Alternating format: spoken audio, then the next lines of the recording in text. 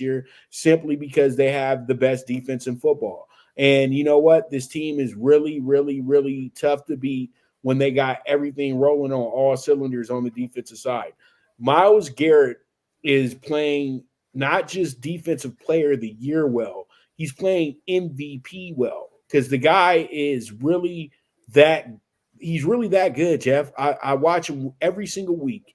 And every time the Browns need that big sack, not when you just get an early sack in the game. No, when you need that big sack, that big moment to really get a stop at the right time to really seize momentum. Here goes Myles Garrett doing the damn thing, brother. And I'm telling you right now, that's special.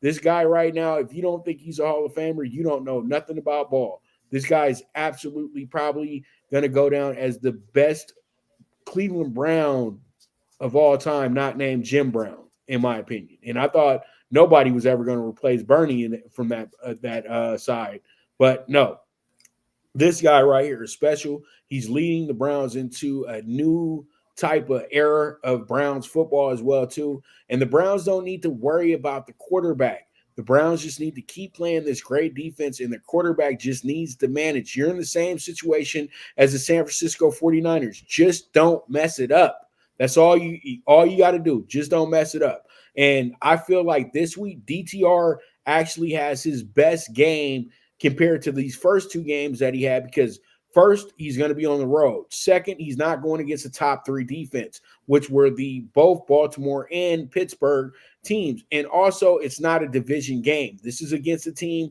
that's still trying to figure themselves out as well, too. And and you know what? I had Buffalo, but I did not like the way Buffalo played that game on Sunday. That was a whole lot of luck right there, Jeff, and a whole lot of help from the refs as well, too, in that spot. I truly do feel like Minnesota did everything to win that game, but they just lost because of certain situations that occurred that didn't get called or got overlooked. And you know what? That was good for the Broncos, bad for the Vikings, but that didn't mean the Broncos played a great game, and that didn't mean that I need to put my money on them this week because they won 4 in a row. They're due for a loss, Jeff. Give me the Browns plus 130 money line. Let's see how it goes. Let's see how it shakes out. And this is a danger game for Russell as well, too, because you know what? He has to watch out because the Browns are really, really adamant about sacking these quarterbacks, man. And hopefully nothing happens to them because the Broncos are playing good football right now, and they have themselves right back in the playoff race as well, too.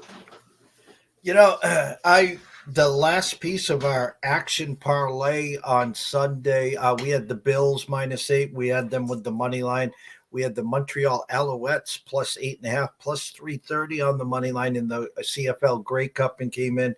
We had the Broncos money line. We didn't take the hook and -2, -1.5. Something special is starting to happen with Sean Payton and Russell Wilson here.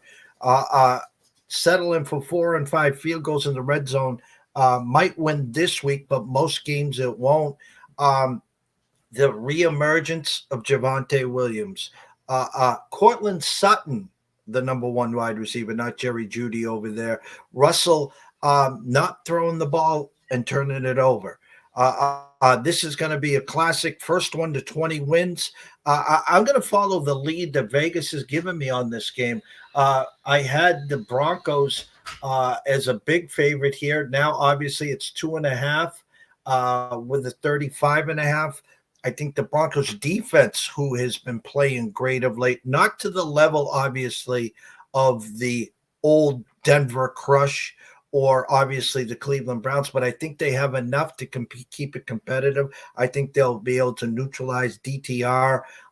They'll have to slow down Jerome Ford, Kareem Hunt, keep Amari Cooper in check. But I like the Broncos. Listen, this is going to be a hell of a game. Would I be shocked if the Browns won? Of course I wouldn't.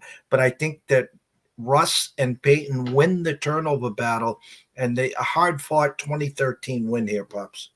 And that's what it comes down to: turnover battle and, time of possession and, where you set up at on the field as well, too, because this is going to be a game where you're not going to cross the 50 that much on either side. So we'll see how it goes. We'll see how it shakes out. We move forward from there.